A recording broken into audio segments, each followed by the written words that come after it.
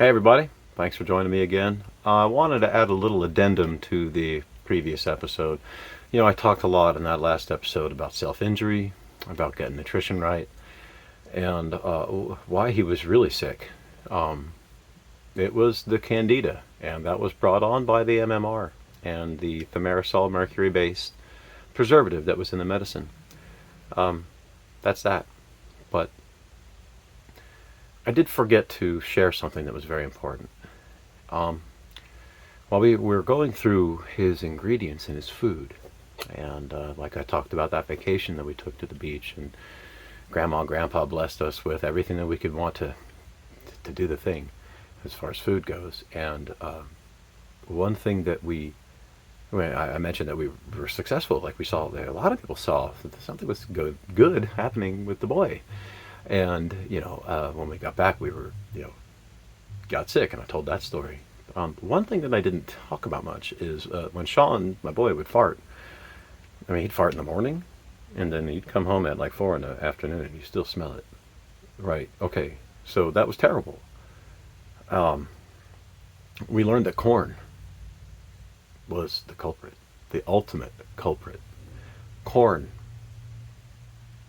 was the crazy button. Sucrose, dextrose, maltodextrin, dextrose, sucralose, xanthan gum, cornstarch. The list goes on. Corn is in a lot of our diets. If it's in a package, a lot of times corn is in it. Now, I'm not going to be very friendly here in that way. We had to take corn out in every way because when we gave him corn, he was crazy for 3 days. And depending on what he got, but he was crazy, unreachable. And we learned that a lot of the gluten-free foods, when they take the wheat out, they put in corn. That didn't work out for us. And that's what drove us into the kitchen. Because a lot of these packages, or food that we buy in packages, nobody ever talked about corn as being a problem. So they put corn in it. Now, I'm going to demonize corn. I will. Not that corn is so bad, it's delicious. But the world over, corn is fed to livestock to fatten them up. Have we noticed that we are getting fatter as a people? And there's a great amount of corn in our diet? And that we are sick? Healthcare is not about treating the healthy person. It is about treating the disease. It is truly sick care. It is for profit. Happy, healthy, contented people want for very little. There's no market in happiness or healthiness and contentedness. Very little market, anyway. So, I say that because corn is in much of our diets. Many people are suffering from God knows what, many things. But the fact is, our cars are getting bigger. They're sitting up higher because our collective arse is getting bigger, and we cannot squat as much. Tell me how wrong I am. Crickets, right? I'm not wrong. I want to mention that because we found a significant contributor to his being sick, and it was corn. I challenge you to look into your diet and take out the corn. You'll be better off no matter who you are. Now, I eat for my blood type. If you know your blood type, there's a book out there called Eat Right for Your Type. I eat for my blood type. I'm 50. I have great energy. I'm on no dope, no testosterone, nothing like that. I got a six-pack because I swim. I challenged myself to eat right, and it's paying off. And after 30 years of smoking and drinking and doing all of that, the fact that I have anything left in the vessel is amazing. And in the past few years, I've been reinventing my body through food. Salmon, sweet potatoes, pistachios, all things that are right for my body. I'm not a show-off. I'm looking pretty good lately. I'm healthy. I'm vibrant, bouncing around. I have the energy of young men. Maybe more energy than them because they're on the diet. The American fast food convenience diet. So, our health and welfare, our children's health and welfare, kind of on the line with every time you decide what to eat. And no one's getting out alive. So don't think this is anything other than trying to improve the quality. The quantity nobody knows, but the quality we can do something about. And when we took the corn out of his diet, and it stayed out of his diet, and it stays out of his diet for the most part, when we took it out, it was a big difference. And then when it came back, it was a big difference. So part of the food protocol is literally to whittle down to basically bare essentials of what you were eating and make it like a rather raw, meaning like let's make it whole foods and start there. This is the FAF. You start with your basic foods that are good for you, and then you find out if they're affecting you. Like, we didn't have much of an indicator that corn was going to be wrecking our boy. But when we gave corn, our boy was wrecked.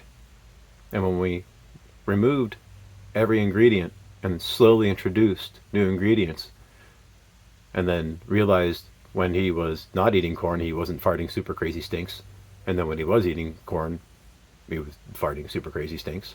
And just so you know, the yeast, is alive. And it may not be thinking about stuff, but it is adapted to the body, the candida. And when it becomes, and just about any yeast wants to be fed. It's a lot of times why people continue to drink when they have already, maybe had enough to drink. The yeast is actually collecting. It's a bit of a parasite. It saps some of the stuff, and it demands. When he was really sick, he only wanted fried foods and things that were yeast feeders. Corn has a lot of sugar in it, so it is surely a yeast feeder, right? So, you can tell I'm not the biggest fan of some of the ways that we are doing things, and I have proof that it could be done better. There's no question. The question, though, or I guess really the thing that we need to do is challenge ourselves to be better about this, because they're making a boatload of money. Who's they? The system. I mean, really look at how much of the dollar, an individual dollar, goes into actual care of a human rather than administrative costs. Blah, blah, blah. The idea is to avoid the doctor. Like the other day, I was kind of happy with myself a little bit. I don't go to the doctor. I don't. Come get me, baby. But I don't go to the doctor very often. When I need to, I go. I go to the dentist. I go. But the other day, I was like, man, I should go to the doctor to, get my blood checked. It's been a while. And I've made some improvements in my life, and maybe it's worth looking at the blood. And I thought to myself, why would I go to a place that's guaranteed to be full of sick people, right? And also doctors who are, like I said, are not treating the human, they're treating the disease. We don't show up until we're sick, right? I mean, you go for checkups and all that, but we really go when we're sick, so they're treating sick care. And I thought to myself, the likelihood that they're going to try to find something and say they're not on the borderline of this, borderline of that, and I don't, whatever, I don't know where I'm at, to be honest. But, they're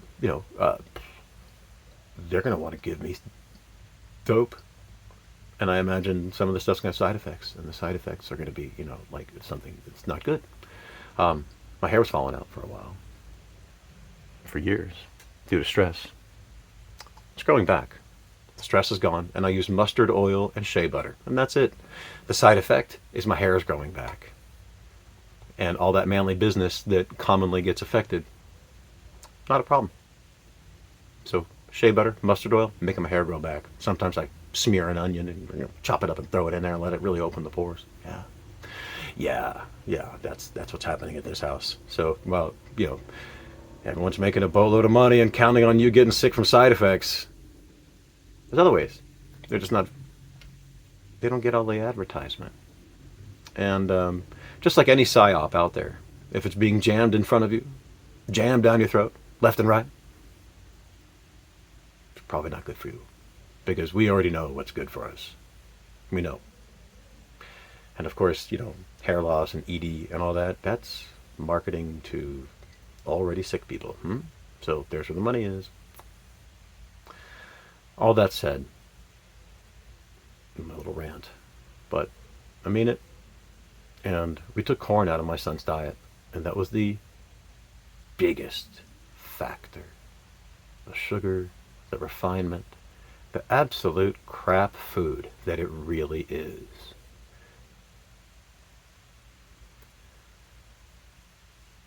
Yep, I'm a little bit judgmental about that. But when I've been through what I've been through, and I see what I see, I'm 50 years old, I don't compare.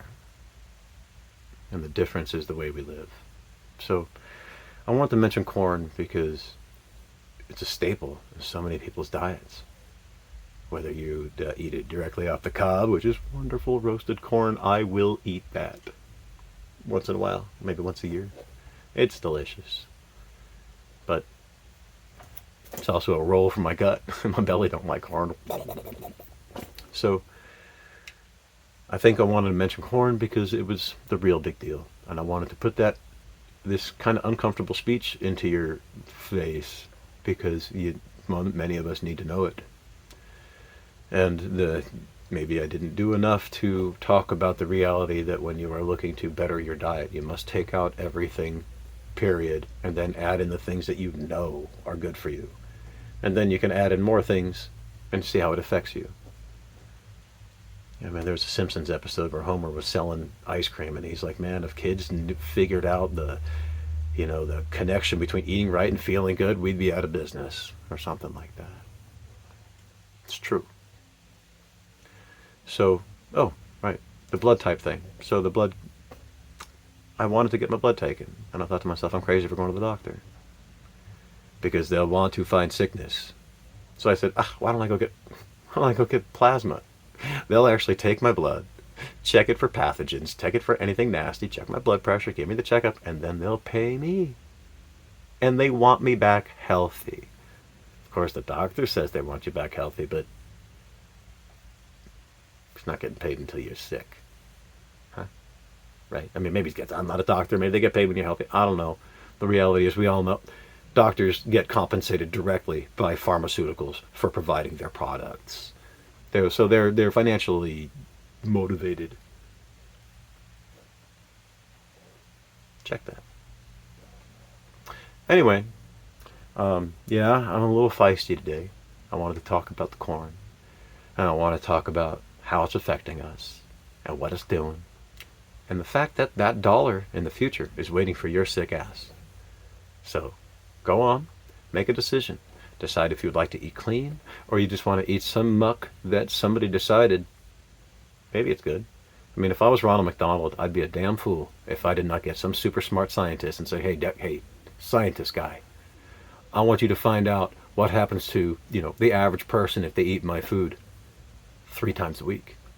And that scientist might come back and say, well, if you eat a few Big Macs in a week and some sodas and fries like what we serve at McDonald's, you might have, heart congestion or, certain things. Ronald McDonald would be a fool to change anything. He'd be smart if he just invested in the medicine that's going to fix the people that he's making sick. That's capitalism in that way. That is the way it works. That's the way it works.